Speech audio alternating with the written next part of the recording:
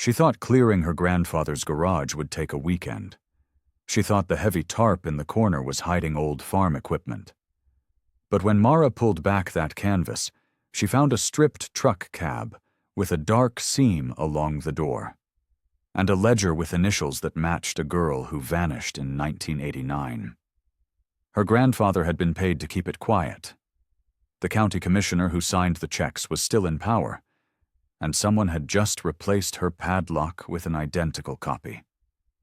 Subscribe and tell me where you're watching from, because this story is about to shatter a town that's been lying for 35 years.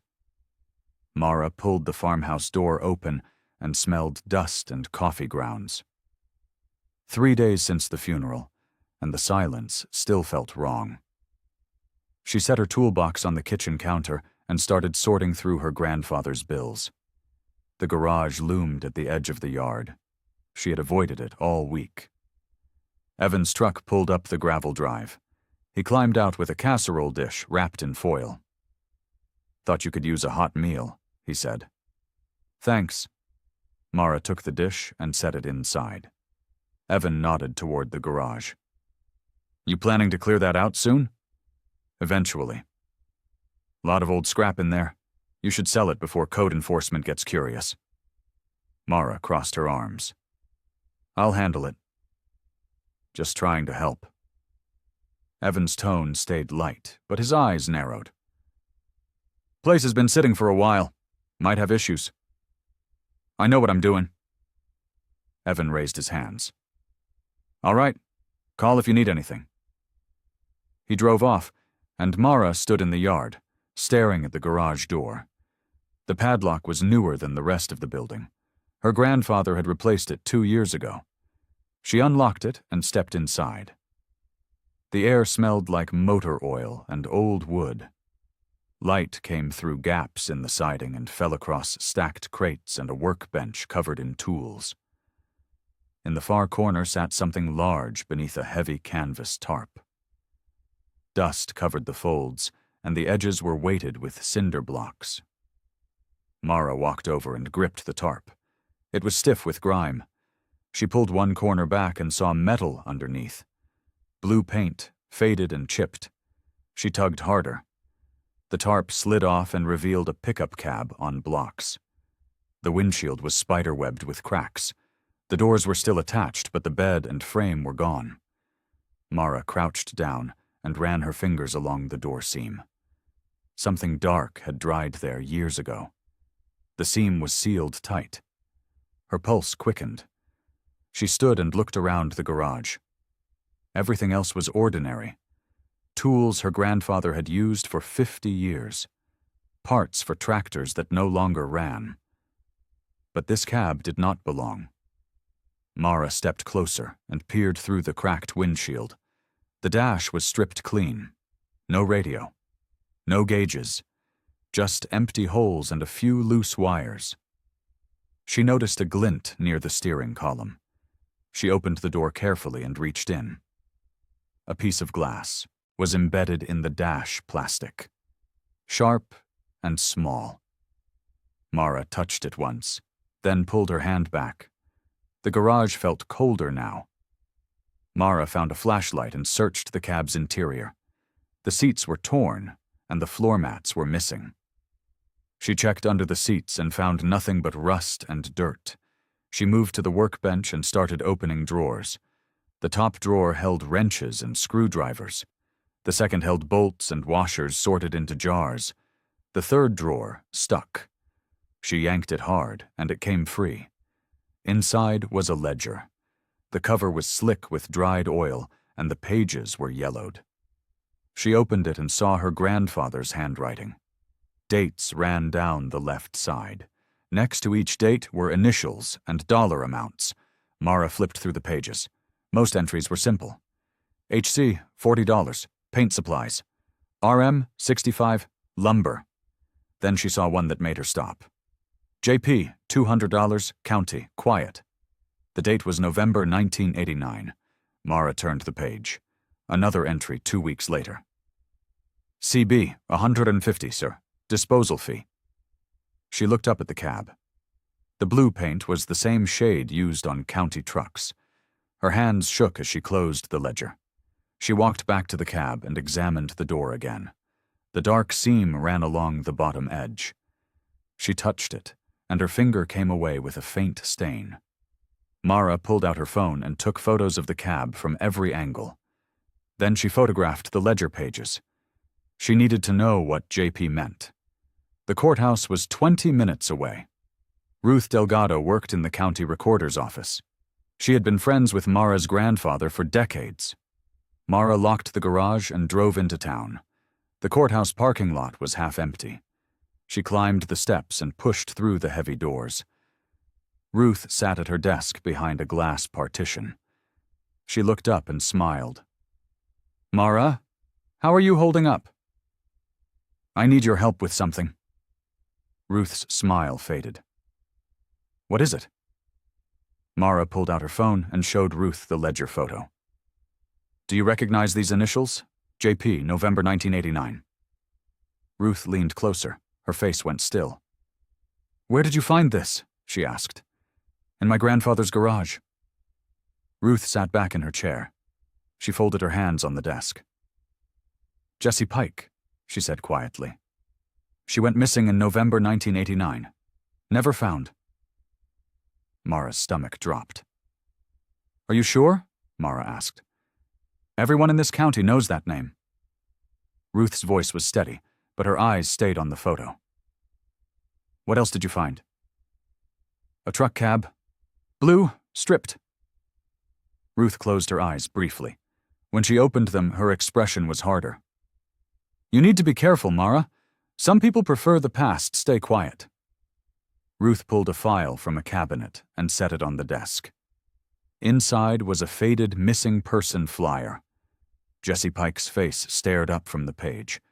She was 17, dark hair, bright eyes. "She disappeared the night of November 10th, Ruth said. Left the library in her truck. Never made it home." Mara studied. The flyer. The truck description matched the cab in her garage. Blue. Older model. Dented tailgate. "Was there an investigation?" Mara asked. "Of course. County sheriff searched for weeks. Found nothing." Ruth tapped the flyer. "Her family never gave up looking. Her sister still lives here." "What do you think happened?" Ruth hesitated. "People had theories. Some said she ran away. Others thought it was an accident. No one wanted to believe it was anything worse." Mara pointed to the ledger photo. "What about this? County. Quiet. Disposal fee." "I don't know what that means. But you have an idea." Ruth looked at the door, then back at Mara. "Your grandfather did work for the county sometimes. Odd jobs, storage, things like that." "Storage for what?" "Equipment. Supplies." Ruth's voice dropped. "Things that needed to be kept out of sight." Mara felt cold. "Did he ever mention Jesse Pike?" "No, never." "Can you check the county records? See if there's anything from that time?" Ruth shook her head. "Those files are restricted. I'd need authorization." "Please." Ruth sighed. She turned to her computer and typed slowly. Her screen reflected in her glasses. "There are hauling manifests from that period," she said. "Fuel logs, equipment transfers." "Can I see them?" "Not officially." Ruth glanced at the door again. "But if you come back tomorrow morning, I might be able to pull a few things for review. Personal records request." "Thank you." Ruth closed the file. "Mara, this is going to upset people. Are you sure you want to do this?" Mara thought about the cab sitting in the dark garage, the ledger with its cryptic notes, Jesse Pike's face on the flyer. "I don't have a choice," she said. Ruth nodded slowly. "Then be smart about it. Don't tell anyone else what you found. Not yet." Mara left the courthouse and walked to her truck. The afternoon sun felt too bright. She sat in the driver's seat and looked at the ledger photos again. Her grandfather had written those entries. His hand, his decisions. She started the engine and drove home. The garage waited at the end of the driveway. She parked and went inside the house instead. She needed time to think, but that night she dreamed of a dark seam along a truck door and woke up knowing she would not stop. Mara returned to the garage at dawn. She brought a work light and a set of scrapers. The cab sat exactly where she had left it. She circled it slowly and examined every surface. The blue paint was faded but intact. No rust holes, no obvious damage except the windshield.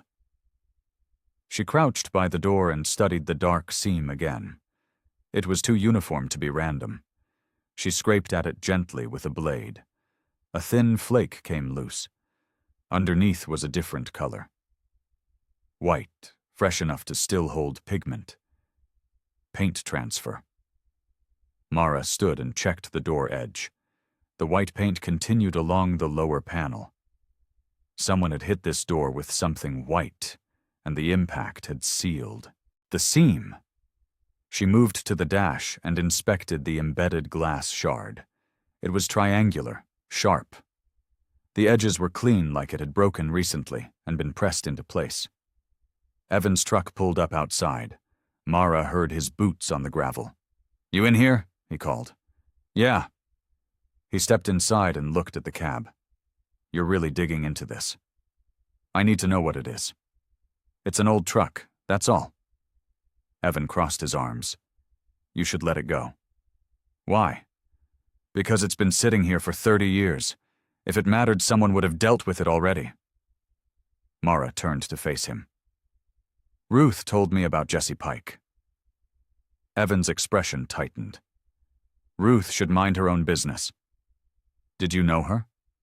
"Everyone knew her. Small town." He stepped closer. "But that doesn't mean this cab has anything to do with her." "It matches the description." Lots of trucks match descriptions. Evan's tone hardened. "You're going to cause trouble for yourself. Code enforcement could cite you for storing unregistered vehicles, hazmat violations. You want that?" "I want the truth." "The truth is expensive." Evan looked at the cab, then back at her. "Drop this, Mara, for your own good." He left without another word. Mara waited until his truck disappeared down the road. Then she walked to the workbench and found a plastic baggie. She went back to the cab and carefully extracted the glass shard from the dash. She sealed it in the baggie and labeled it with the date. Then she locked the garage and drove back to town. Ruth had said to come back in the morning. It was morning now. She needed those records. Ruth met Mara in the courthouse basement. The records room smelled like old paper and mildew. Rows of metal shelves held boxes labeled by year and department. "County hauling manifests from 1988 to 1990, Ruth said. She pulled 3 boxes down and set them on a table. "You didn't get these from me." "Understood." Ruth opened the first box. Inside were folders organized by month. She flipped through them quickly and stopped at November 1989. "Here." She pulled out a manila folder. "Road Department, night runs." Mara opened it. The manifests listed dates, times, destinations, and cargo descriptions. Most entries were routine: gravel, asphalt, equipment. Then she saw one from November 12th. 2 days after Jesse disappeared. "County shop to creek access, disposal load, foreman CB." CB, the same initials from her grandfather's ledger. "Who was the foreman?" Mara asked. Ruth hesitated. "Cal Brewer. He's county commissioner now." Mara felt the pieces lock into place. "He ran the road department back then?" "Yes, for 15 years. "And he authorized night runs to the creek?" "Apparently." Ruth pulled out another folder. Fuel logs showed the same pattern. Trucks running after hours. No cargo details. Mara photographed the manifests. Her hands were steady, but her pulse was not. "Is there anything else?" she asked. Ruth checked the remaining boxes. She pulled out a folder marked Equipment Transfer. Inside were inventory sheets. One page listed a pickup truck transferred from county fleet to salvage in December 1989. The description matched Jessie's truck. "Salvage," Mara said. "Not disposal. Salvage means they kept parts, sold the rest for scrap. Or hid them." Ruth closed the folder. "I can make copies, for your personal records." "Please." Ruth walked to the copier in the corner. The machine hummed and pages fed through slowly. Mara looked at the boxes around her. Decades of records. How much else was buried here? Ruth handed her the copies. "Be careful who you show these to." "I will." "I mean it, Mara. Cal Brewer has power in this county. He won't like you digging into his past." "I'm not trying to make trouble." "I know, but trouble finds people who ask questions." Ruth's voice softened. "Your grandfather was a good man. Whatever he did, he probably thought he was helping." Mara folded the copies into her jacket. "I'll figure it out." She left the courthouse and sat in her truck. She pulled out the manifest photo and stared at Cal Brewer's initials. Then she opened her phone and searched for his name. His photo appeared on the county website. Smiling. Professional. The caption read, "County Commissioner, District 3. Mara started the engine. She needed to talk to Jessie's sister before she did anything else. Leah Pike Whitcomb ran the feed store on the edge of town. Mara parked in the gravel lot and went inside. The store smelled like hay and seed grain. Leah stood behind the counter. She was 55, with gray streaks in her hair and hard lines around her mouth. "Help you?" she asked. "I'm Mara Kincaid. I need to talk to you about your sister." Leah's expression went flat. "I don't talk about Jessie. I found something in my grandfather's garage. I don't care." Mara stepped closer. "A truck cab. Blue. It matches the description from the flyer." Leah's hands stilled on the counter. "You're lying." "I'm not. Everyone who's ever come in here with a lead has been lying or confused or trying to sell me false hope." Leah's voice was sharp. "I'm done with that. I have photos, records, county manifests. Photos can be faked. Records can be wrong." Mara pulled out her phone and showed Leah the cab. Leah looked at it for a long moment. "That's not enough," she said. "What would be enough?" Leah reached under the counter and pulled out a plastic folder. Inside was a faded flyer. Jessie's face. Truck description. Last seen wearing a class ring with her initials. She slid it across the counter. "Find something that proves she didn't just run away. Something real, then come back." "I'm trying." "Everyone tries. No one succeeds." Leah took the folder back. "My sister disappeared 35 years ago. I've spent every year since then wondering if she's alive somewhere or buried in a ditch. You think I can afford more? Hope? I think you deserve the truth. Truth doesn't bring people back." Leah's eyes were dry, but her voice broke. "Now get out." Mara left the store and stood in the parking lot. The folder stayed on the counter, but she remembered every detail. Class ring, initials JP. She drove home and went straight to the garage. She pulled the tarp completely off the cab and searched every inch of the interior again. No ring, no personal items. But someone had stripped this cab for a reason. She turned on the work light and aimed it at the door seam. The white paint transfer gleamed under the beam. She spent the next hour comparing the flyer description to the cab features. The dent on the tailgate matched. The faded decal on the rear window matched. The rust pattern on the wheel wells matched. This was Jessie's truck. Mara sat on the workbench and stared at it. Leah wanted something real. So did she. She needed to find that ring. Mara spent the next morning cleaning the garage. She sorted through boxes and swept the floor. She needed to see everything clearly. The cab sat on 4 metal jacks. She checked each one. 3 were solid. The 4th wobbled. She crouched down and examined it. The safety pin was missing. Mara frowned. Her grandfather never left jacks without pins. It was the first rule he had taught her. She reached for the jack to adjust it. The metal shifted under her hand. The cab lurched.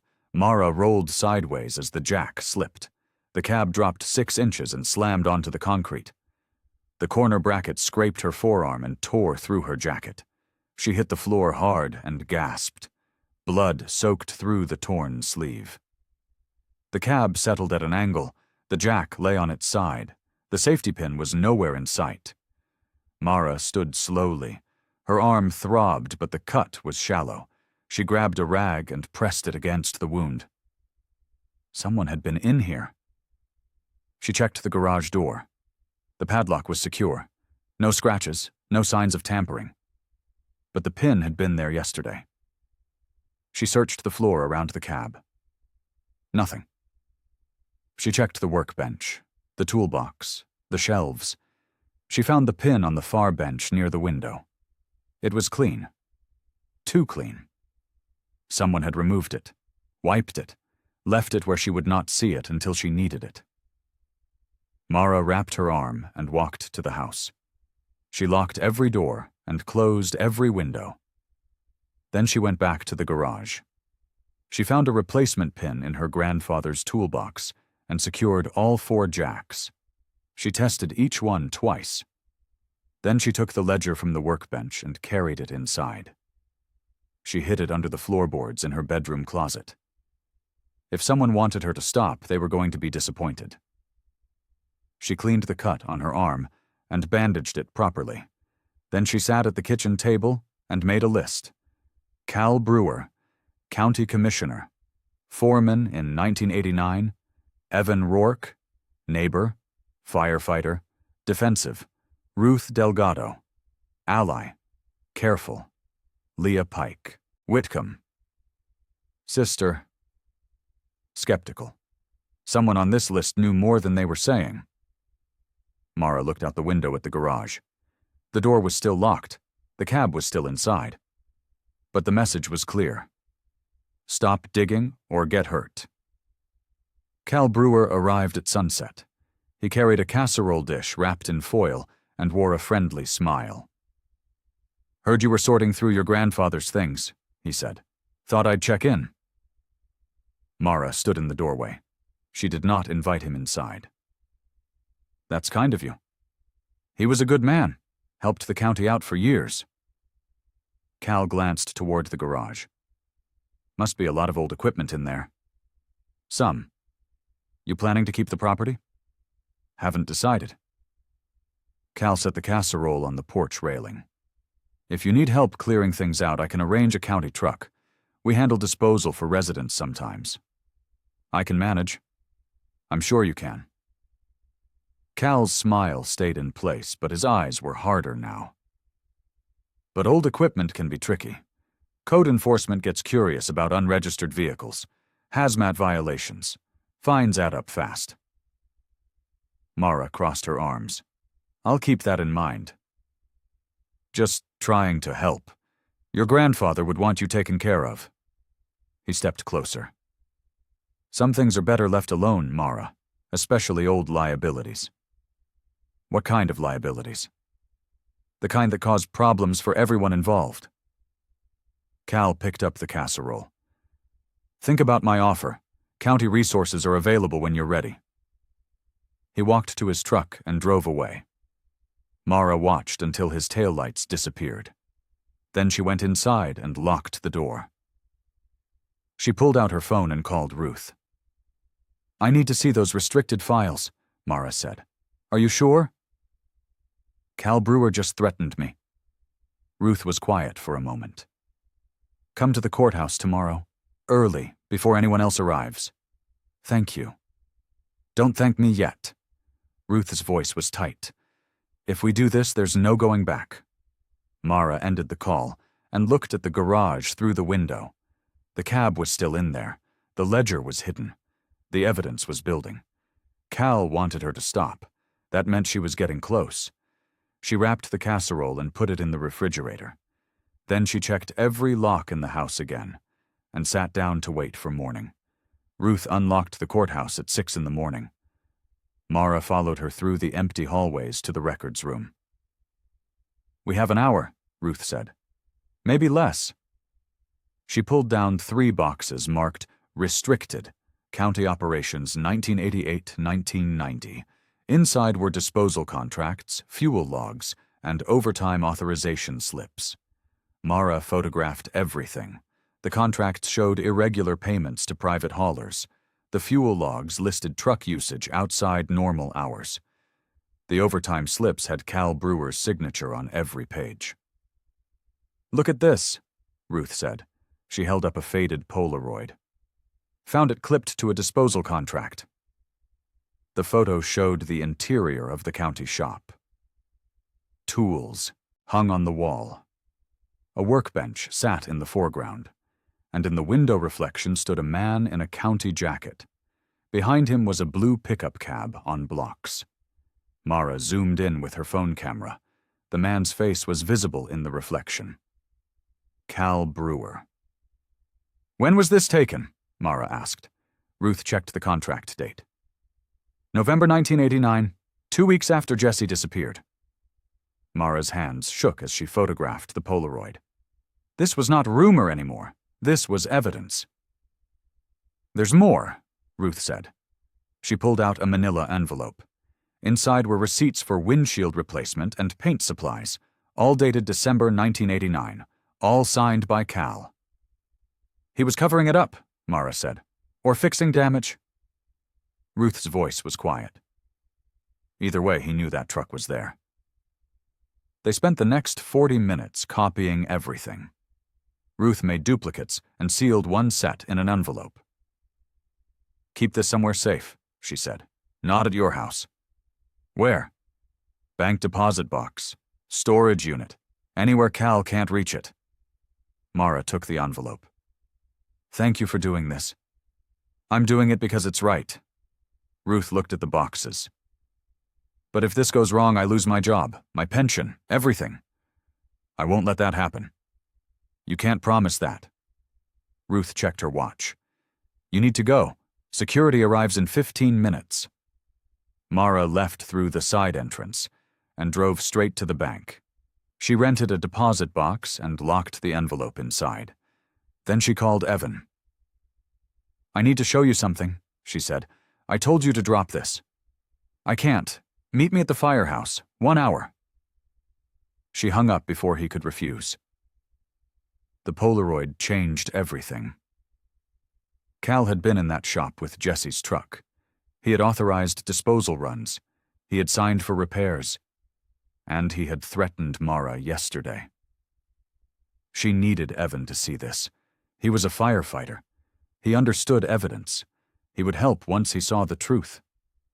She hoped. Evan met Mara in the firehouse bay. The building was empty except for them. Morning light came through the open garage doors. "Make this quick," he said. Mara pulled out her phone and showed him the Polaroid. This was taken in the county shop, November 1989. Evan studied the image. His face went still. "That's Cal," he said. "Yes, with a blue pickup cab in the background, 2 weeks after Jesse Pike disappeared." Evan handed the phone back. "Could be any truck." "It matches the description. I have manifests showing disposal runs, overtime logs, receipts for windshield work." "Where did you get all this?" "County records." Evan stepped back. "You're going after Cal Brewer? Do you know how stupid that is?" "I'm going after the truth. The truth is going to get you hurt." Evan's voice rose. "Cal has friends everywhere, judges, sheriff's deputies, half the county commission." "Then help me." "I can't." "Why not?" Evan looked at the firehouse walls, the equipment, the truck parked in the bay. Because this place runs on county funding. Cal controls that budget.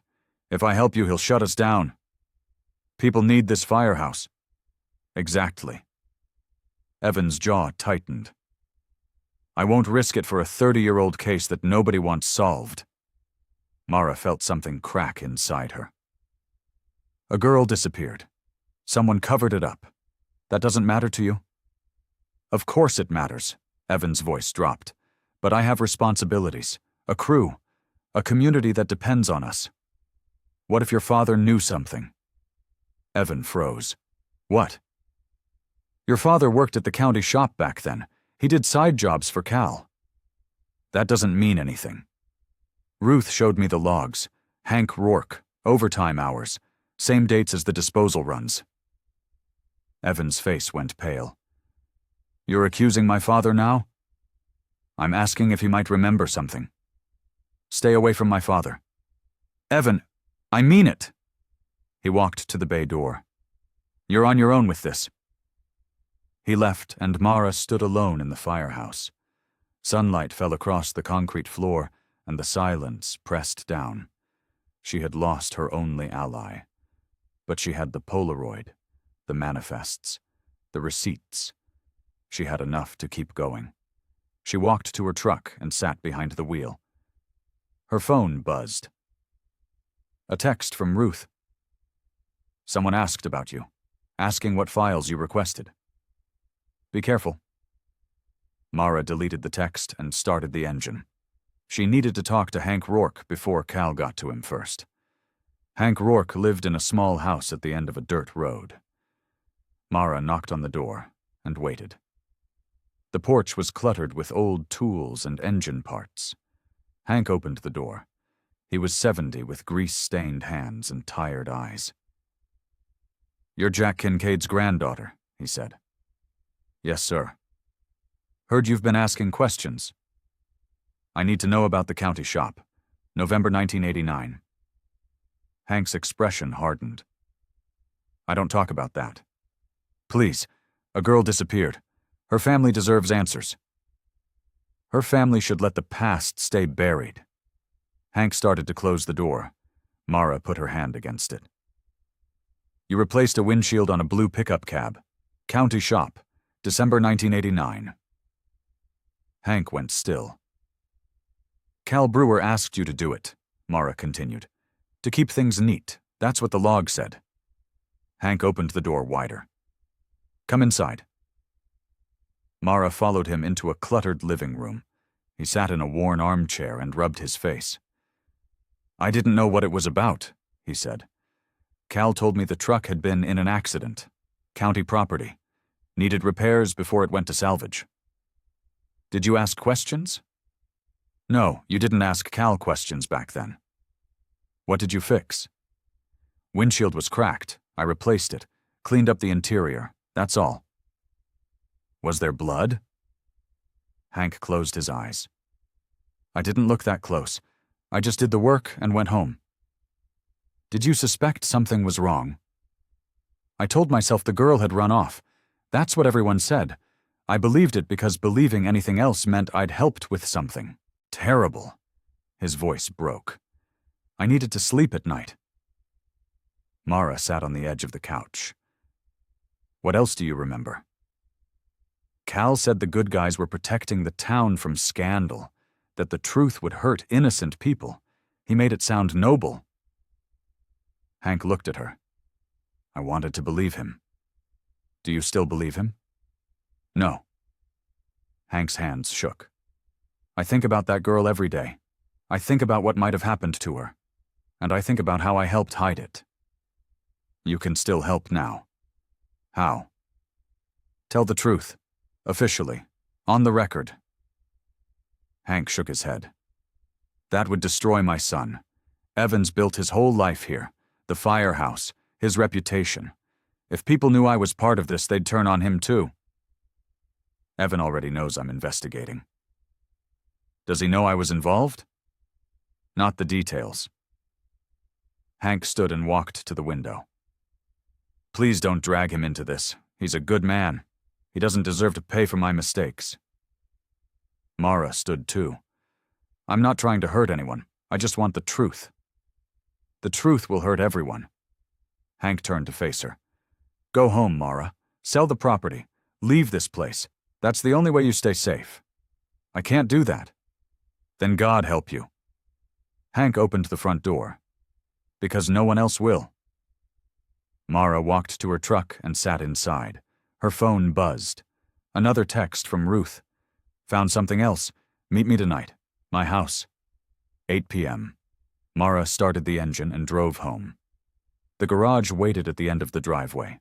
She had one more lead to follow before she met Ruth. Leah Pike Whitcomb wanted something real. Maybe it was time to look for that ring. Mara drove to the feed store at closing time. Leah was locking the front door when she arrived. I told you not to come back without something real, Leah said. I have the truck cab, county manifests, a photo of Cal Brewer in the shop with it. Leah stopped. Show me. Mara pulled out her phone and showed her everything. The Polaroid, the disposal contracts, the windshield receipt. Leah studied each image. Her face was hard, but her hands trembled. This proves the county had her truck, Leah said, but it doesn't prove what happened to her. I'm working on that. How? I need to find physical evidence, something that ties the truck to Jesse directly. Leah unlocked the store door and went back inside. Mara followed. Leah walked to the back office and pulled out a cardboard box. These are Jesse's things, she said. Police gave them back after the investigation stalled. Inside the box were school notebooks, a jacket, and a small photo album. Leah opened the album and pointed to one picture. Jessie stood beside her truck. She wore jeans and a t-shirt. On her right hand was a class ring. That ring never turned up, Leah said. She wore it every day, even slept in it. Mara photographed the picture. What else did she have with her that night? Library books, her backpack, a water bottle. Leah's voice cracked. She was supposed to meet me at the diner after. She never showed. Where was she going before the diner? She didn't say, but she'd been upset for a week. Kept talking about something she needed to report. Report to who? She wouldn't tell me. Said it was dangerous. Leah closed the album. I thought she was being dramatic. She was 17. Everything felt life or death. Mara thought about the ledger entry. County. Quiet. Disposal fee. What if she saw something at the county shop? Mara asked. Or at the creek? Like what? Illegal dumping, disposal violations, something worth covering up. Leah sat down heavily. You think they killed her to keep her quiet? I think someone did, and I think that someone had county authority. Cal Brewer. Yes. Leah looked at the box of her sister's things. If you're right, then I've been living 10 miles from her killer for 30 years. We need proof, something physical. The ring. Yes, but I don't know where to start looking. Leah stood and pulled out a folded map. Jessie mentioned the creek access road. Said she saw trucks dumping after dark. She was going to take photos. Did she? I don't know, but she talked about a spot near the old railroad bridge. Said that's where they dumped the worst stuff. Mara studied the map. The creek access was marked in red. The railroad bridge was 2 miles downstream. I'll check it tomorrow, Mara said. I'm coming with you. Leah. She was my sister. Leah's voice was steel. I've waited 35 years. I'm not waiting anymore. Mara folded the map. Meet me at my place, 7 in the morning. She drove home and parked in the driveway. The sun was setting and shadows stretched across the yard. She walked to the garage and unlocked it. The cab sat exactly where she had left it. But something felt wrong. She turned on the work light and examined the door seam again. The white paint transfer was still there. But when she crouched down, she saw something new. Dried creek mud on the floor beneath the cab. Someone had driven this truck through the creek before they stripped it. Mara photographed the mud, and then collected a sample in a plastic bag. Tomorrow she would search the creek. Tonight she would meet Ruth. She locked the garage and went inside. Her phone buzzed. A text from an unknown number. "You're making a mistake. Stop now while you still can." Mara deleted the text and checked every lock in the house. Then she loaded her grandfather's shotgun and set it by the front door. Mara arrived at Ruth's house at 8. The porch light was on, and Ruth opened the door before Mara could knock. "Come in. Quickly." Mara stepped inside, and Ruth locked the door behind her. The living room curtains were drawn, and the lights were dim. "Someone's been asking questions about me," Ruth said. "County administrator called this afternoon. Wanted to know why I'd pulled restricted files." "What did you tell him?" "That I was conducting routine audits. He didn't believe me." Ruth led Mara to the dining room table. Papers were spread across the surface. "I found these buried in the 1989 disposal contracts," Ruth said. "Payment vouchers. County paid a private hauler $6,000 for special disposal services. No description of cargo." Mara looked at the vouchers. They were dated November through December 1989. All signed by Cal Brewer. $6,000 is a lot for routine disposal," Mara said. "Exactly, and look at this." Ruth pulled out another document. "Fuel requisition for night work. Creek access road. Multiple trips, no cargo manifest." They were hiding something. Or getting rid of something. Ruth sat down. "I think they dumped evidence in the creek, the truck, personal effects. Anything that could tie them to Jesse." Mara pulled out her phone and showed Ruth the photo of Jesse wearing the ring. "Her sister says this ring never turned up. If we find it, we have direct proof. The creek is 2 miles of mud and silt."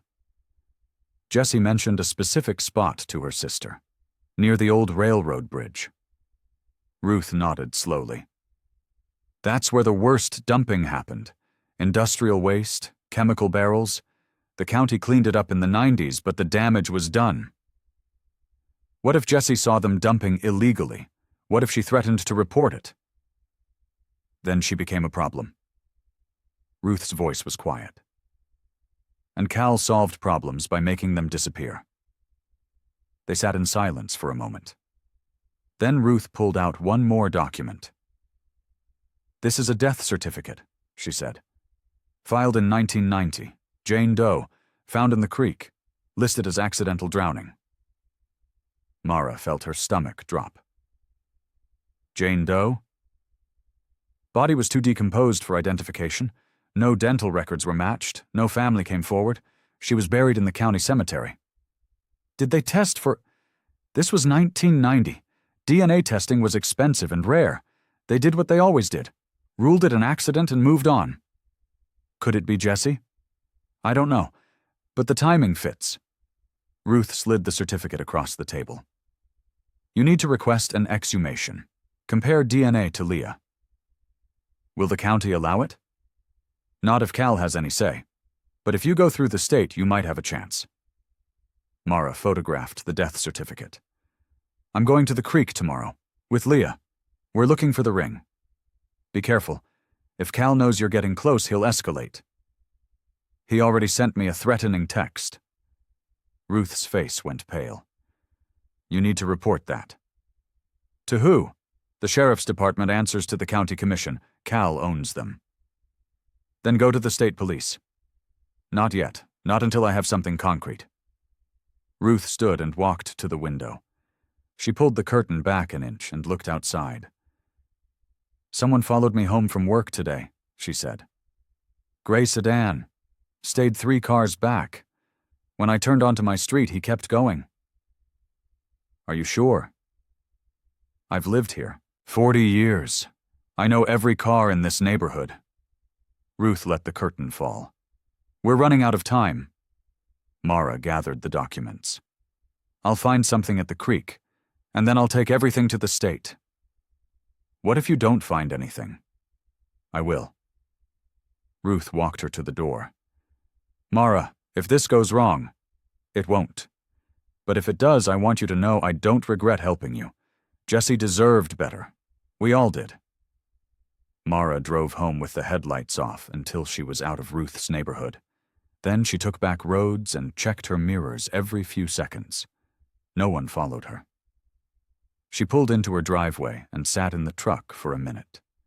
The house was dark, and the garage loomed at the edge of the yard.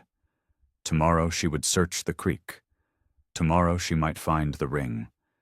And then Cal Brewer would have nowhere left to hide. Mara and Leah met at dawn. They drove to the creek access road in Mara's truck.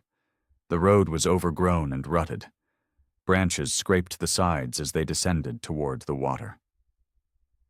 This is where Jesse said they dumped, Leah said. They parked near the old railroad bridge. The creek ran dark and slow beneath rusted girders. Silt lined both banks and dead trees leaned into the current. Mara grabbed 2 metal rakes from the truck bed. We'll work the banks first. Look for anything unusual. They spread out and began raking through the silt. The work was slow and cold. Water soaked through Mara's boots. An hour passed. They found bottle caps, fishing line, and rusted cans. Nothing else. This is impossible, Leah said. 30 years of current. The ring could be anywhere. Jesse mentioned this spot specifically. There's a reason. They moved downstream. Evan appeared on the far bank. He crossed the creek on fallen logs and approached them. What are you doing here? Mara asked. I saw your truck from the road. Evan's face was drawn. I talked to my father. And? He told me everything. The windshield, the county shop, Cal's threats. Evan looked at the creek. I'm sorry I didn't believe you. You believe me now? Yes. He pulled work gloves from his jacket. What are we looking for? A class ring, silver, initials JP. Evan nodded and started raking the bank near the bridge pilings. They worked in silence. Another hour passed. Mara's arms ached and her hands were numb. The sun climbed higher, but the air stayed cold. Then Evan called out. Here. Mara and Leah scrambled to his position. Evan held up a rusted drum lid. Chemical warnings were still visible on the metal. There are more downstream, he said. Looks like someone dumped a whole load. They followed the trail. More drum lids, chemical residue crusted on the rocks, and snagged in the roots of a dead tree 15 feet downstream was something small and metal. Mara waded into the current. The water was waist deep, and the bottom was slick with silt. She reached the tree and carefully pulled the metal free. Class ring, silver, tarnished black, initials engraved on the face, JP. Leah gasped behind her. Mara turned and held up the ring. Leah covered her mouth and tears ran down her face. That's hers, Leah whispered. That's Jesse's ring. Mara waded back to shore. She placed the ring in Leah's palm. Leah closed her fingers around it and sank to her knees. Evan crouched beside them. This is evidence. We need to document it. Mara pulled out her phone and took photos. The ring, the location, the drum lids, everything. We need to get this to the state police, Mara said. A flashlight beam swept across the bank. Mara spun around. Someone stood at the tree line. The beam moved again and then went dark. Who's there? Evan called. No answer. Footsteps crashed through the underbrush, moving away from them. Go, Evan said. Now. They ran for the truck. Mara grabbed the ring from Leah and shoved it in her pocket. Evan reached the truck first and yanked the door open. They climbed inside and Mara started the engine. The truck lurched up the access road. Branches slammed against the windshield. Mara checked the rearview mirror. No lights, no movement. But someone had been watching. And now they knew Mara had found the ring. Mara drove straight to her house and parked. They went inside and locked every door. Leah sat at the kitchen table with her head in her hands. Evan checked the windows.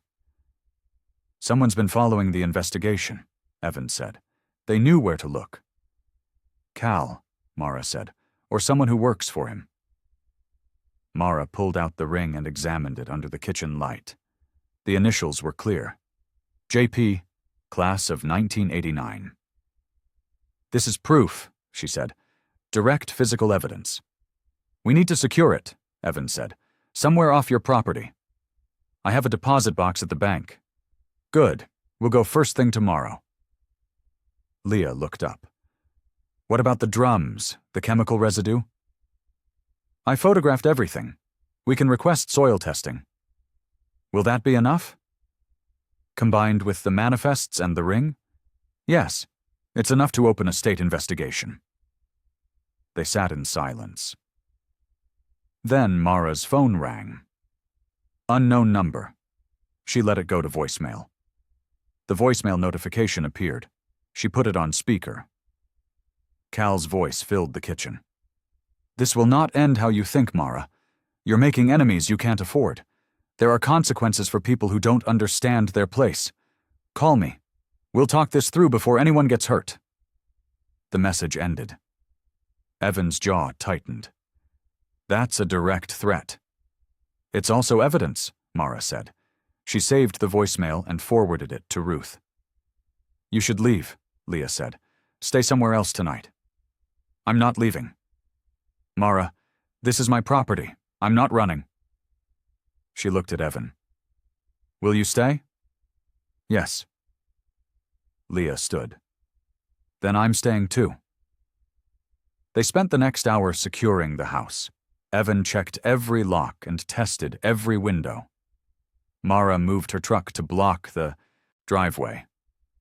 Leah made coffee and kept watch from the kitchen window. At 10 o'clock, Evan went to check the garage. He came back 2 minutes later. His face was pale. "The padlock's been replaced," he said. Mara stood. "What?" "It's the same model, same brand, but it's new. Different scuffs. Someone swapped it." They went outside together. Evan was right. The padlock looked identical, but the metal was cleaner and the keyway was slightly offset. "They have a key," Mara said. "Or they picked it and then replaced the lock so you wouldn't notice." Mara unlocked it and pulled the door open. The garage looked exactly as she had left it. The cab sat on its jacks. The tools were arranged on the workbench. Then she saw it. The safety pin she had replaced yesterday was gone.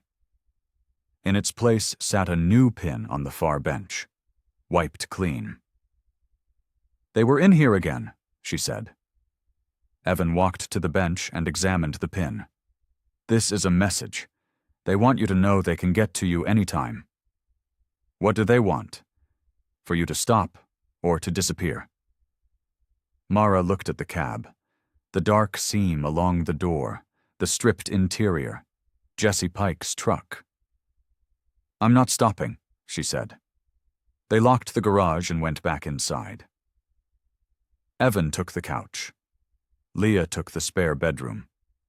Mara sat in the living room with her grandfather's shotgun across her lap. She watched the driveway through the window until her eyes burned. Then she blinked and kept watching. Outside, the night was silent except for wind in the trees. But somewhere out there, Cal Brewer was planning his next move. And Mara needed to move faster. Ruth called at 7 in the morning. Her voice was urgent. "I secured a judge's order," she said. "Unsealed the disposal contracts and towing inventories. You need to come to the courthouse. Now." Mara, Evan, and Leah drove together. The courthouse parking lot was nearly empty. Ruth met them at the side entrance. "I have 1 hour before the county administrator arrives," she said. They followed her to the records room. Ruth had pulled a dozen boxes and spread documents across 3 tables. "These are the complete disposal records from 1989, she said, including towing invoices and equipment transfers. Mara scanned the invoices. One caught her attention. A stripped truck frame towed from the county shop to the salvage yard. December 1989. Signed by Cal Brewer. "This is it," Mara said. "The chain of custody." "There's more," Ruth said. She pulled out a ledger. "Shop equipment logs. They record every tool and vehicle that came through, including temporary storage." She pointed to an entry dated November 1989. "Blue pickup cab. Stored for disposal. Authorization, CB." "He signed for it," Evan said. "That puts him directly at the scene." Ruth nodded. "And look at this." She pulled out fuel receipts. "Night runs to the creek. Multiple trucks, all fueled under Cal's authorization code." Leah touched the ledger page. "Can we prove the cab in Mara's garage is the same one from these records?" "Paint transfer analysis," Mara said. "I have samples from the cab. If we can match them to county road striping from 1989. "I have archived paint specifications," Ruth said. "County purchased a specific formula that year, white reflective with a unique polymer blend." She pulled out a technical sheet. Mara compared it to her photos of the paint transfer. The composition matched exactly. "This is it," Mara said. "This proves the county shop processed Jesse's truck." They spent the next 30 minutes documenting everything. Mara photographed each page. Ruth made copies. Evan labeled evidence bags. Then Ruth's phone buzzed. She checked it and her face went pale. "The administrator is here early. You need to leave." "What about the records?" "I'll file them as part of an official audit. That gives us protection." Ruth gathered the papers. "But you need to take the copies and the ring to the state police. Today." "What about you?" "I'll be fine. Go." They left through the side entrance and walked to the truck. Mara climbed behind the wheel and started the engine. Then her phone rang. Cal's number. She answered on speaker. "You got your judge's order," Cal said. His voice was flat and cold. "Congratulations. I hope you feel proud." "I feel like I'm doing the right thing." "The right thing is keeping this town from tearing itself apart over something that happened 30 years ago. A girl was murdered. An accident was covered up to protect innocent people from legal liability. There's a difference." "No, there isn't." Cal was silent for a moment. "You have no idea what you've started. The lawsuits alone will bankrupt the county. The firehouse will lose funding. Roads won't get repaired. Services will collapse." "That's not my problem." "It will be when your property gets seized for code violations, when the bank forecloses because your insurance is canceled, when no one in this town will hire you or help you. I'll survive. Will you?" Cal's voice dropped. "This will not end how you think, Mara. You're about to learn what happens to people who don't know when to stop." The line went dead. Evan looked at her. "That was a threat, direct and recorded." "I know." Leah leaned forward from the back seat. "We need to go to the state police right now." "Agreed." Mara pulled out of the parking lot and headed for the highway. The state police barracks was 40 miles north. They were halfway there when Mara's phone rang again. Ruth's number. "Mara." Ruth's voice shook. "Cal's attorney just filed an emergency delay on the audit. They're claiming the records were obtained improperly." "Can they do that?" "They're trying. The judge will rule this afternoon." "Will we lose the evidence?" "Not the copies you have, but it might limit what I can testify to officially." "We still have the ring, the paint samples, the manifests." "Then use them. Fast. Before Cal finds a way to shut this down completely." Ruth hung up. Mara pressed the accelerator harder. The truck's engine roared and the speedometer climbed. "What do we do if the judge rules against us?" Leah asked. "We keep going," Mara said. "We have enough. It just won't be easy." Evan checked the side mirror. "Gray sedan, 3 cars back." Mara looked in the rear view. The sedan stayed steady behind them. "Is that the same car that followed Ruth?" Leah asked. "I think so." The sedan dropped back but did not turn off. It followed them all the way to the state police barracks. Mara parked in the visitor lot. The sedan drove past and disappeared down the highway. They climbed out and walked toward the building. For the first time in days, Mara felt like they might actually win. Then she looked at Evan's face and saw the fear there. This was not over yet. The state police investigator was a woman named Torres. She had gray hair and sharp eyes. She listened to everything without interrupting. Mara laid out the evidence on the conference table. The ring, the Polaroid, the manifests, the paint transfer analysis, the voicemail from Cal. Torres examined each item carefully. She took notes in a small notebook. "This is substantial," she said. "Enough to open a formal investigation." "How long will that take?" Mara asked. "Weeks, maybe months. We'll need to verify the chain of custody for all physical evidence, interview witnesses, get forensic analysis on the ring and paint samples." "Months?" Leah's voice cracked. "My sister has been missing for 35 years. I understand, but we need to build a case that will hold up in court." Torres looked at Mara. "You said someone has been threatening you?" "Yes. Cal Brewer, county commissioner. The voicemail is evidence of intimidation, but it's not enough to arrest him, not yet." "What about the garage break-ins?" Evan asked. "Without proof of who entered, we can't pursue charges, but I can request increased patrols near your property." Mara felt the weight of it settle. "So we wait. You secure your evidence and stay safe. Let us do our job." Torres stood. "I'll be in touch within 48 hours. Don't talk to anyone about this investigation. Not neighbors, not county officials, no one." They left the barracks and drove back in silence. The gray sedan did not reappear. When they reached Mara's house, it was late afternoon. Evan walked the property perimeter while Mara and Leah went inside. "It's really happening," Leah said. "After all these years." "Yes." "What if they don't find enough?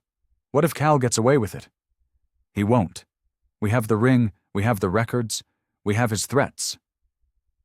Leah sat at the kitchen table. "I keep thinking about Jessie. How scared she must have been. How alone." Mara poured coffee and set a cup in front of Leah. "She's not alone now. We're fighting for her." Evan came back inside. "Everything looks clear, but I don't like how exposed this house is.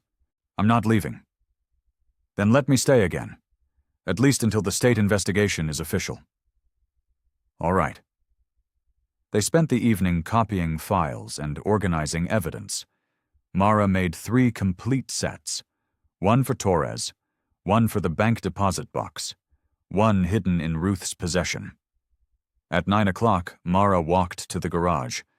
She needed to check the cab one more time. Document everything before the state police took custody. She unlocked the padlock and pulled the door open. The cab sat on its jacks exactly as before. But something felt different. She turned on the work light and walked closer. Then she saw it. The safety pin was gone again, and on the far workbench sat a new pin. Polished clean. Someone had been here. Today, while they were at the state police barracks. Mara's hands shook as she backed toward the door. Her keys slipped from her fingers and clattered on the concrete. She bent to pick them up and saw fresh tire tracks in the dust near the inspection pit. Wide treads. Recent. Someone had driven into the garage, moved the cab, then put everything back. Mara grabbed her keys and ran to the house. Evan met her at the door. "They were in the garage again," she said. "Today, while we were gone." Evan's face hardened. "I'll check it." "Don't, not tonight. We need to call Torres." Mara pulled out her phone and dialed. Torres answered on the second ring. "Someone entered my garage while we were at the barracks," Mara said. "They moved evidence, left another message." "What kind of message?" "A safety pin. Removed and replaced. Third time now." "I'll send a deputy to document it. Don't touch anything." "Understood." Torres paused. "Mara, this means someone is watching you closely. They knew you'd be away today. They timed it." "I know. You need to consider staying somewhere else, at least until we can establish protection." "I'm not leaving my property." "Then be smart. Keep your doors locked. Don't go anywhere alone."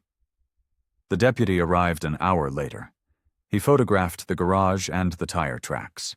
He took the pin into evidence and dusted for prints. He found nothing.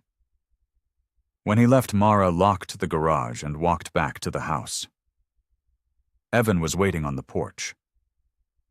"I'm staying tonight," he said. "Tomorrow I'm bringing my father here.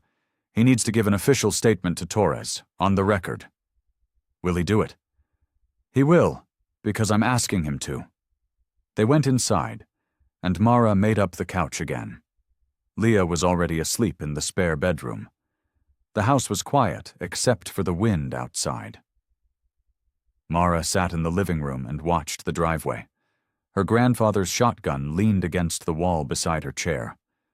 She thought about Cal Brewer driving past the state police barracks, timing his moves, planning his next threat. The safety pin was a message. "We can reach you anytime, anywhere. Stop or face consequences." But Mara was done being afraid. Tomorrow Evan would bring Hank. Torres would take his statement. The investigation would move forward, and Cal would realize he had already lost. Hank arrived at dawn. His truck rattled up the driveway and he climbed out slowly.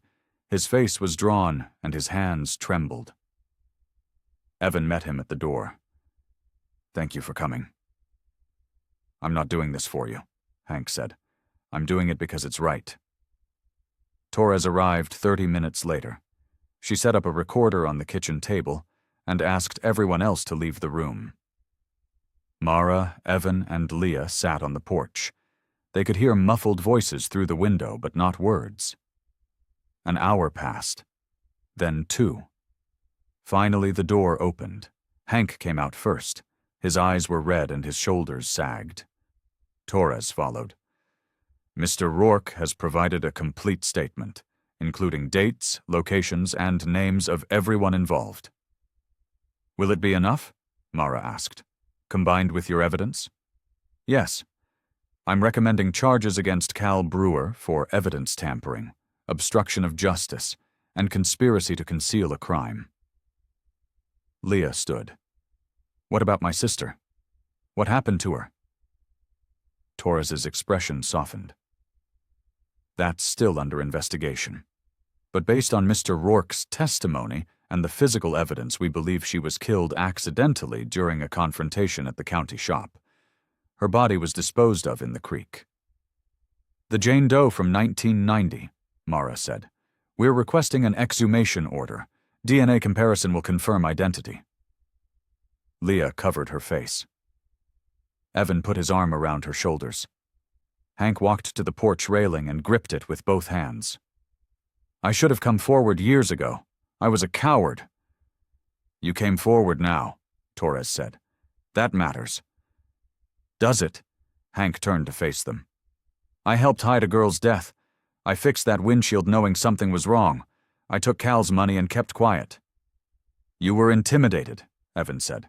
"He threatened your job, your family. That's an excuse, not a reason." Hank looked at Leah.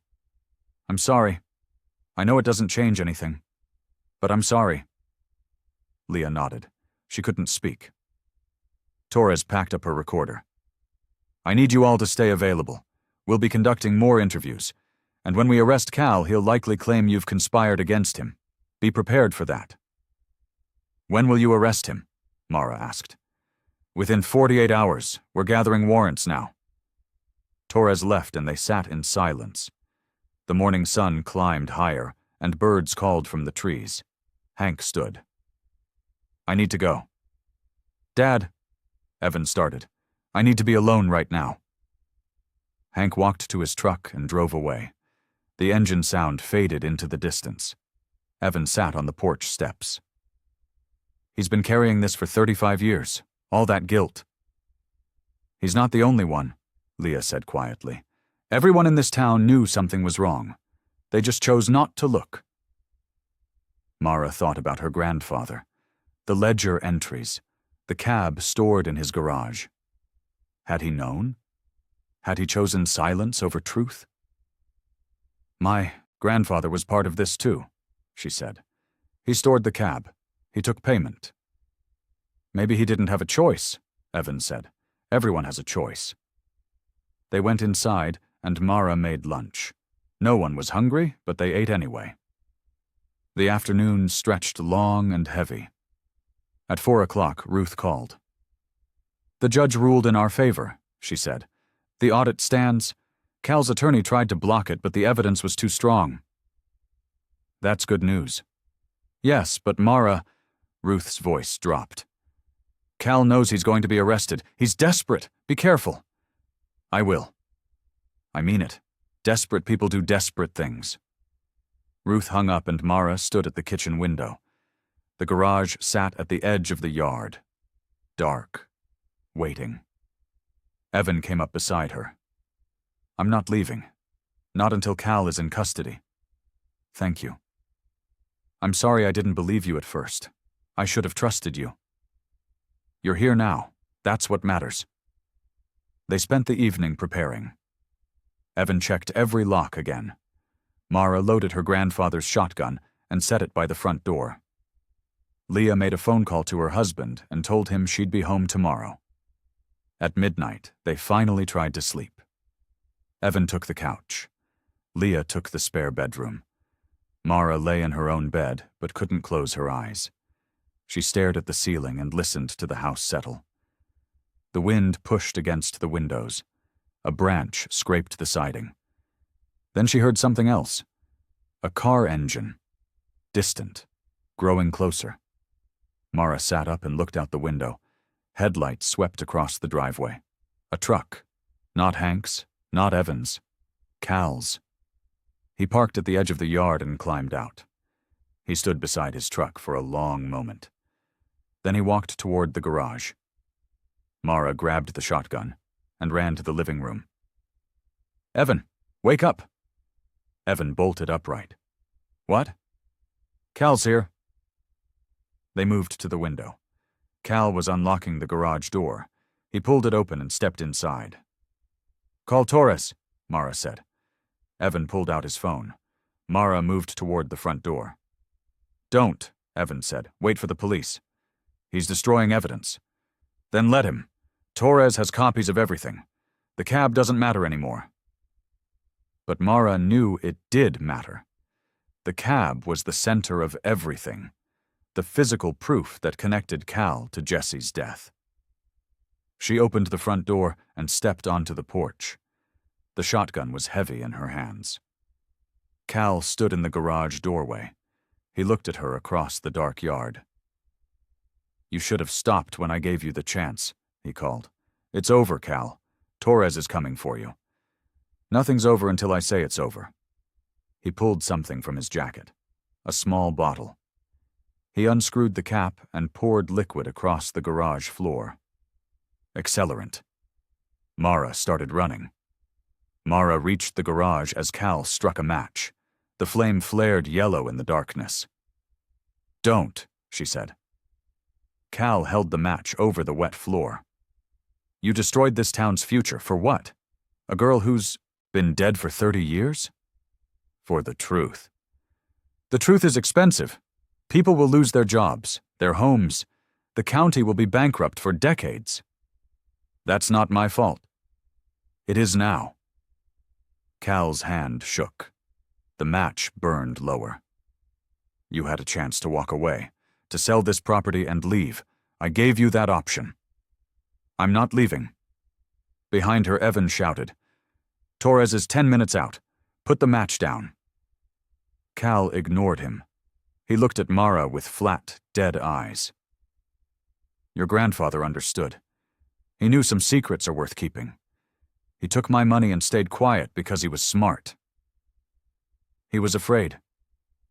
Same thing. Cal lowered the match closer to the floor. Last chance. Tell Torres you made a mistake. The evidence was planted. The ring was found somewhere else. We'll call this whole thing a misunderstanding. No. Then you lose everything. The match touched the accelerant.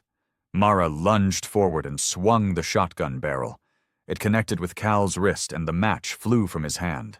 It landed in the dirt outside the garage. Still burning, but away from the fumes. Cal staggered back and grabbed his wrist. You broke it. Good. Evan ran up behind Mara. He kicked dirt over the match until it died. Then he pulled Cal's arms behind his back. Don't move, Evan said. Cal tried to twist free, but Evan held firm. Leah appeared with zip ties from Mara's workshop. They secured Cal's wrists. This is assault, Cal said. You'll all be arrested. You just tried to commit arson, Mara said. With witnesses. Sirens wailed in the distance. Red and blue lights flashed through the trees. Torres's car skidded to a stop in the driveway. She climbed out with her weapon drawn. On the ground, she shouted at Cal. Cal dropped to his knees. Torres moved forward and checked the zip ties. Then she pulled out proper restraints and cuffed him. Calvin Brewer, you're under arrest for arson, destruction of evidence, and attempted intimidation of a witness. Torres read him his rights, while 2 more deputies secured the scene. Cal said nothing. His face was pale and sweat ran down his temples. Torres walked to Mara. Are you hurt? No. Good. I need statements from all of you. Right now. They spent the next 2 hours giving detailed accounts. Torres recorded everything. The deputies photographed the accelerant trail and collected samples. At 3 in the morning, Torres finally released them. Go inside, get some rest. I'll have someone watch the property for the next 48 hours. What happens now? Leah asked. Cal will be arraigned tomorrow. The county prosecutor will file charges, and will continue investigating Jesse's death. The exhumation? Judge approved it this afternoon. We'll begin next week. Leah nodded slowly. Thank you. Torres drove away with Cal in the back of her car. The deputies stayed and positioned their vehicle at the end of the driveway. Mara, Evan, and Leah went inside.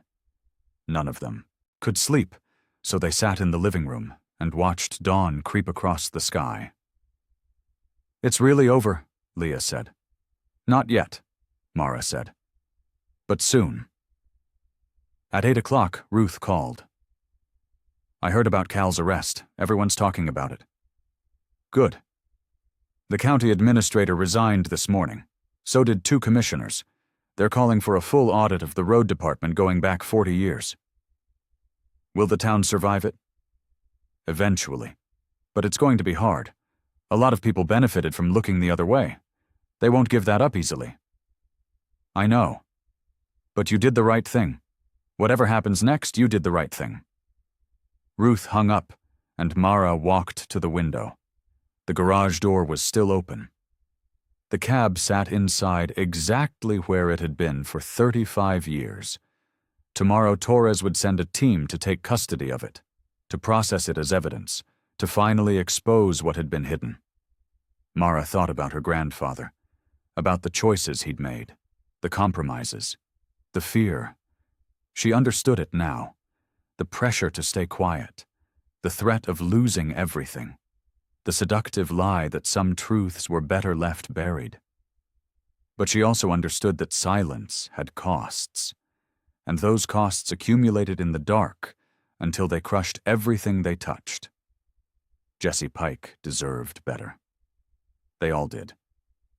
2 days after Cal's arrest, Mara drove to the county cemetery. She wanted to see where the Jane Doe had been buried. The cemetery sat on a hill overlooking the valley. Headstones stretched in neat rows beneath old oak trees. A groundskeeper directed her to the far corner. The marker was small. Flat granite. No name, just Jane Doe and the date, 1990. Mara stood in front of it and tried to imagine Jesse. 17. Bright. Determined to expose corruption. Someone had ended her life and buried her here without a name, without justice, without love. Until now.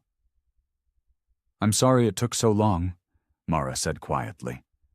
She placed a handful of wildflowers on the grave and walked back to her truck. The drive home was quiet, and the afternoon sun felt warm.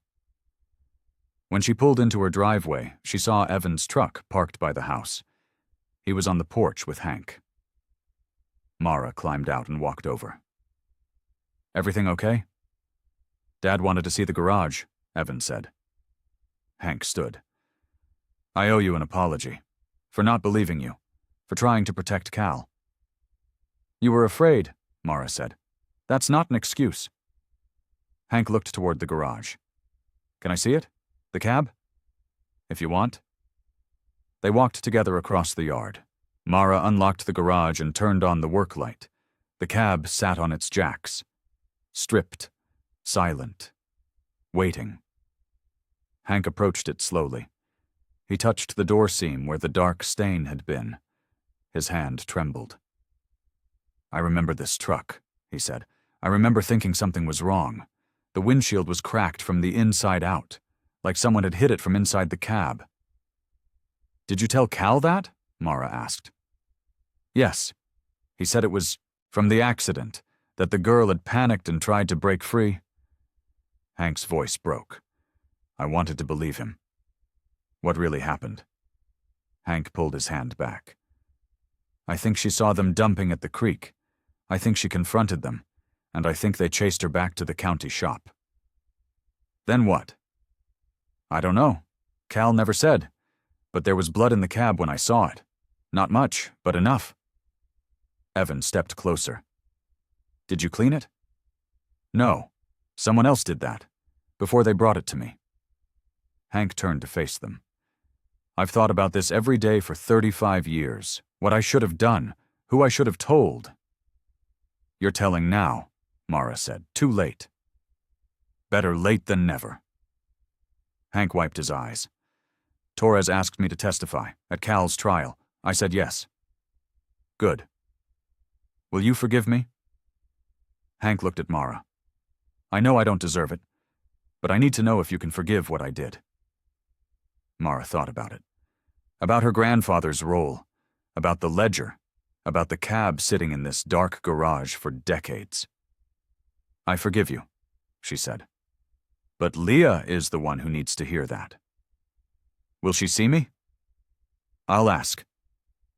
They locked the garage and walked back to the house. Hank left and Evan stayed behind. "He's going to carry this forever," Evan said. "We all are," Mara said. That evening, Torres called. The DNA results came back. "Preliminary match confirms the Jane Doe is Jesse Pike. We'll have the official confirmation in a few days." Mara felt her throat tighten. "Does Leah know?" "I'm calling her next. I wanted you to hear it first." "Thank you. There's something else. Cal's attorney is claiming the arrest was unlawful, that he was on your property as a concerned citizen and you assaulted him. That's a lie." "I know, but he's building a defense. It's going to get ugly." "I can handle it." "Can you?" "Because once this goes to trial, your life will be under a microscope. Every decision you've made, every relationship, everything." "I know." Torres sighed. "All right. Stay strong. We'll get through this." The call ended, and Mara sat in the empty kitchen. The house felt larger now, lonelier. She thought about walking away, selling the property, moving somewhere no one knew her name or her family's history. but that would be another kind of silence. And she was done with silence. She pulled out her phone and called Leah. "Torres just told me about the DNA." Leah's voice was thick with tears. "She's really gone. All these years I thought maybe she was alive somewhere. Maybe she'd come home. But she's gone." "I'm sorry." "Don't be. You gave her back to me. You gave her a name again." Leah took a shaky breath. "Will you come to the reburial? When they release her?" "Of course. Thank you. For everything."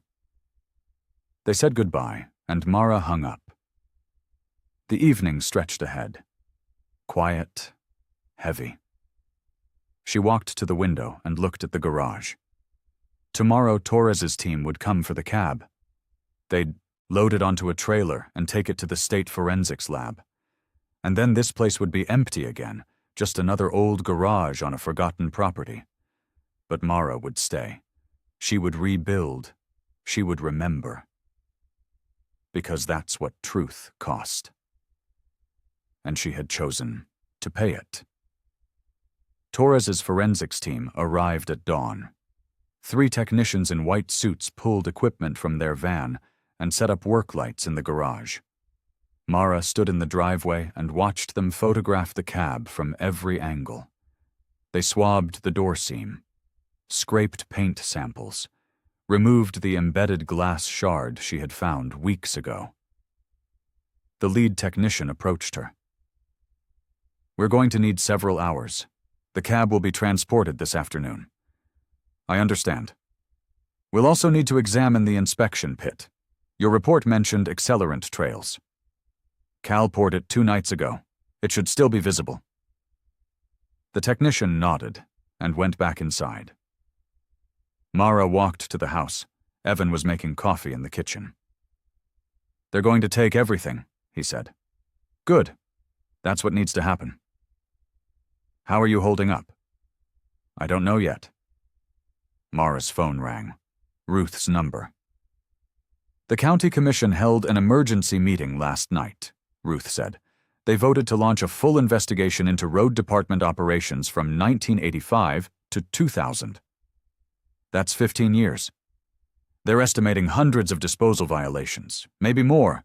The EPA is getting involved." "What does that mean for the town?" "Fines, cleanup costs, probably tens of millions of dollars." Ruth's voice was quiet. "People are scared. Businesses are already talking about leaving." "I didn't want this." "I know, but it's happening anyway." After Ruth hung up, Mara walked back to the garage. The technicians had removed the cab's doors and were examining the hinges. One of them called to the lead technician. "Found something." Mara moved closer. The technician held up a small plastic bag. Inside was a scrap of fabric, faded, stained dark brown. "Caught in the door mechanism," the technician said. "Looks like it's been there for decades." "Can you test it?" Mara asked. "Already bagged for DNA analysis. If there's biological material, we'll get a profile." "How long will that take?" 2 weeks, maybe 3. The technician labeled the bag and added it to a growing evidence box. Mara watched them work and felt the weight of what was coming. A trial. Testimony. Cross-examination. The town watching every moment, judging every choice. Evan appeared beside her. "You should eat something." "I'm not hungry." "You need to keep your strength up. This is going to get harder before it gets better." They went inside and Evan made sandwiches.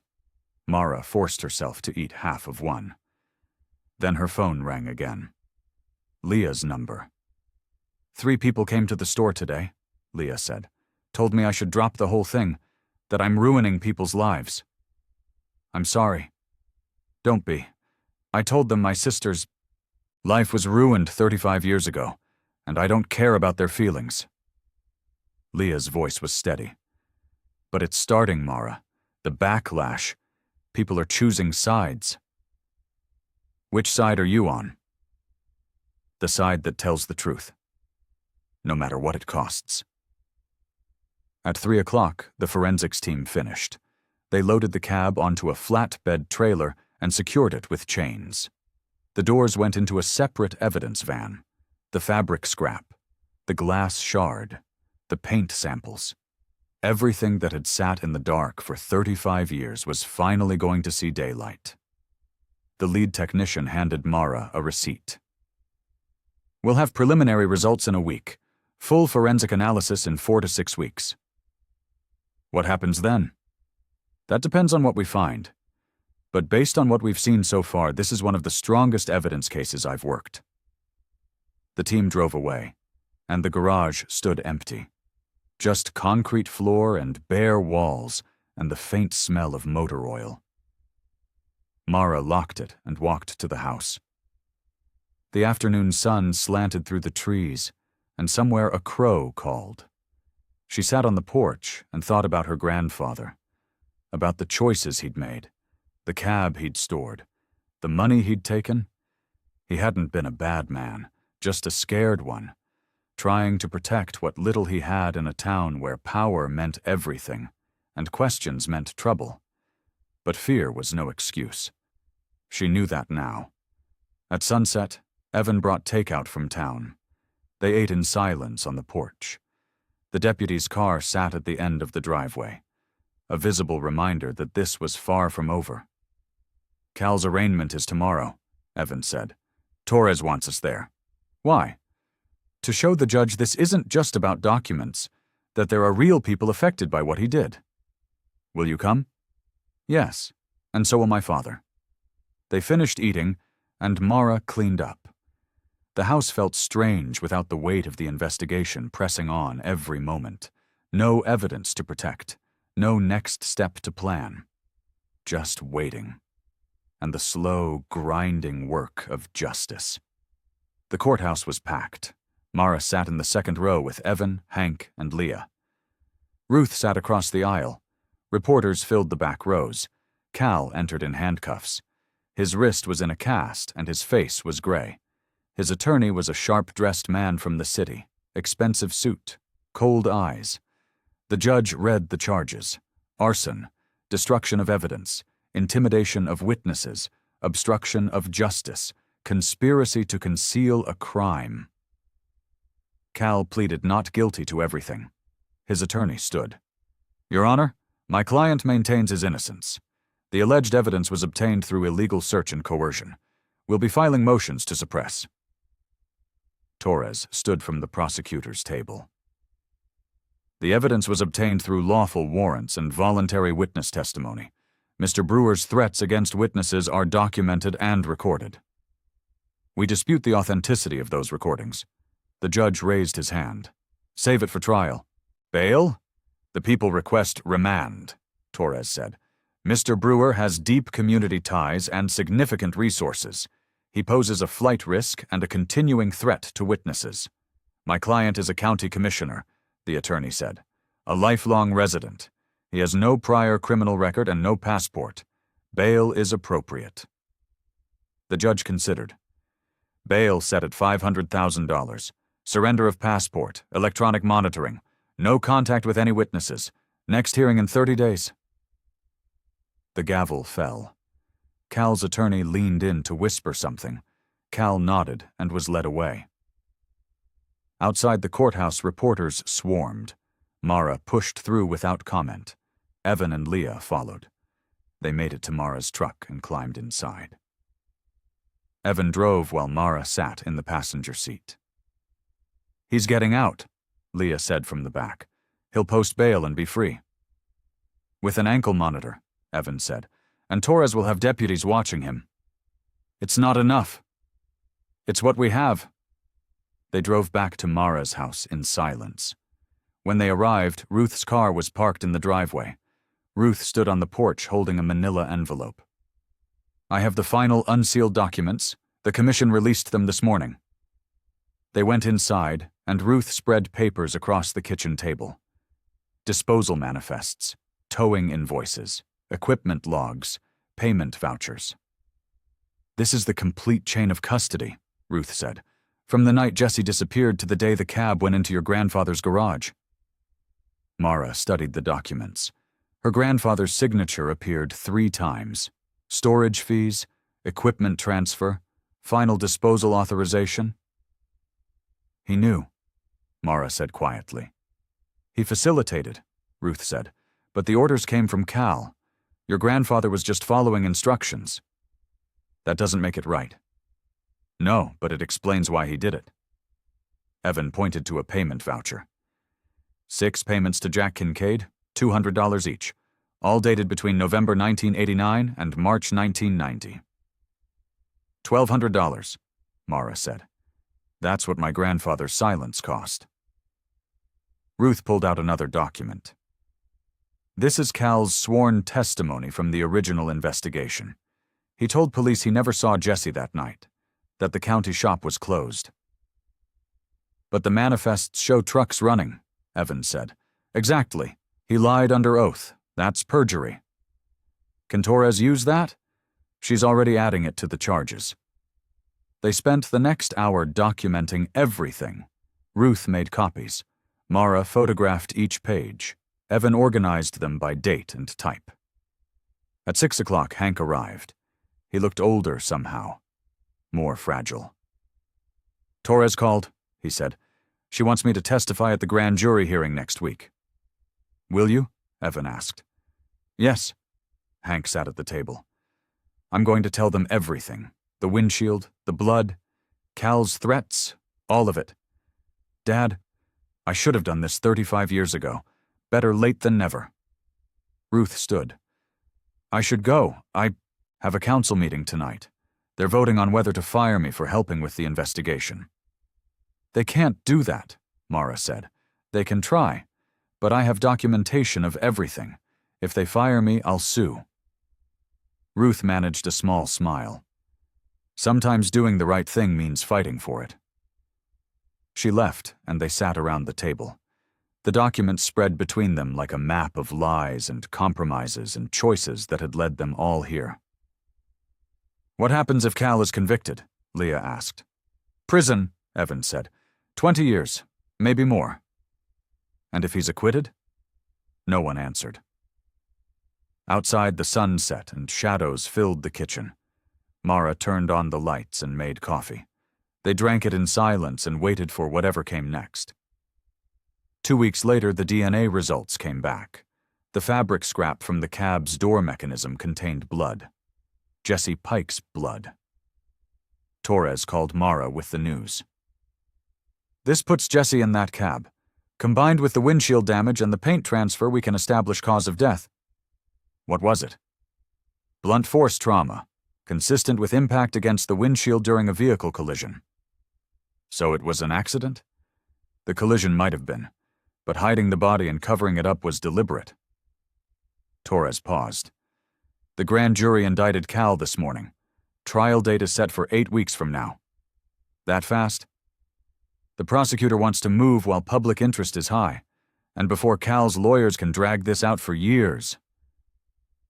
Mara hung up and sat at the kitchen table. 8 weeks until trial. 8 weeks of preparation and testimony and reliving everything. Leah called an hour later. The county released Jesse's remains. We're having a memorial service next Saturday, at the creek. Will you come? Of course. And Ruth, and Evan and Hank? I'll ask them. That week the county audits began in earnest. State investigators descended on the road department. They pulled records going back 40 years. They interviewed current and former employees. They tested soil samples from the creek. The results were devastating. Hundreds of illegal disposal incidents, chemical contamination in the groundwater, violations of federal environmental laws dating back to the 1970s. The EPA announced a cleanup project estimated at $30 million. The county commission held emergency sessions. Taxes would rise, services would be cut, the town would struggle for decades, and people were angry. Mara stopped going into town. The looks, the whispers, the occasional shouted accusation in the grocery store parking lot. You ruined this place, one man yelled. We were fine before you started digging. A girl died, Mara said. And now hundreds of people are going to lose everything because of her. Evan started staying at Mara's house full-time. For protection and support. The deputy's car remained at the end of the driveway. Ruth lost her job. The county commission voted 3-2 to terminate her employment. She filed a wrongful termination suit the same day. Hank testified at the grand jury hearing. He came home shaking and refused to talk about it for 2 days. Then he told Evan he felt lighter, like a weight had finally been lifted. The trial approached, and Torres prepared her witnesses. Mara, Leah, Hank, Ruth, county employees who had seen things and stayed quiet, people who had taken money or looked away or chosen comfort over truth. One by one they came forward. Not all of them, but enough. The town fractured into camps, those who wanted accountability and those who wanted peace, those who believed Jesse deserved justice and those who thought the cost was too high. And in the middle stood Mara, the woman who had opened her grandfather's garage and refused to close it again. On Friday before the memorial service, Torres called with one more piece of news. Soil samples from the creek tested positive for chemical residue matching the 1989 disposal contracts. We can prove the county was dumping toxic waste illegally. Will that help the case? It establishes motive. Jesse saw something she wasn't supposed to see, something worth killing to protect. A dumping operation. Worth millions in avoided disposal fees over the years. Cal built his career on that operation. He wasn't going to let a 17-year-old girl destroy it. Mara closed her eyes. So he killed her. He chased her, ran her off the road, let her die. Then he hid the evidence and went on with his life. Torres's voice was hard. But we're going to make sure everyone knows what he did. That night, Mara couldn't sleep. She walked to the empty garage and stood in the darkness. The floor was still stained where the cab had sat. The walls still smelled like motor oil. Her grandfather had stood here, made his choice, taken the money, locked the door. And for 35 years, Jesse Pike had been forgotten. But not anymore. Mara locked the garage and walked back to the house. Tomorrow was the memorial. Tomorrow they would finally say goodbye. And then the trial would begin. The truth would be told. The town would face what it had become. Whatever happened after that, Mara would stay. She would rebuild. She would remember. Because someone had to. Someone had to refuse to forget. And it might as well be her. Saturday dawned clear and cold. Mara drove to the creek with Evan and Hank. Leah was already there with her husband and a handful of neighbors. Ruth arrived with flowers. Torres came in plain clothes. A few reporters stood at a respectful distance. They gathered on the bank where Mara had found the ring. Leah had placed a simple wooden marker in the ground. No inscription, just weathered pine. Leah spoke first. My sister loved this place. She used to fish here when we were kids. She thought it was the most beautiful spot in the county. Her voice broke and her husband put his arm around her. She died trying to protect it, trying to stop people from poisoning it. Leah looked at the gathered group. I'm angry at what happened, at the people who let it happen, at the years we lost. She wiped her eyes. But I'm grateful too. Grateful to everyone who helped find the truth, who refused to stay silent even when it was hard. She looked at Mara. Thank you for giving her back to me, for giving her a name again. Mara stepped forward. She held a handful of willow cuttings wrapped in damp cloth. Willows grow along creeks. They hold the banks together. They filter the water. They remember. She knelt and planted the first cutting in the soft soil. Then she planted another, and another. One by one, the others joined her. Leah, Ruth, Evan, Hank, Torres, even some of the neighbors who had come to watch. They planted 12 willows along the eroded bank, small green shoots that would grow and spread and hold this place together. When they finished, Leah placed flowers at the base of the wooden marker. Then she stepped back, and they all stood in silence. The creek moved past them, patient, persistent, washing everything clean in time. After a while, people began to leave. Quiet goodbyes, promises to stay in touch. Leah hugged Mara for a long time. "This doesn't end it," Leah said, "but it helps." "I know." Mara stayed after everyone else had gone.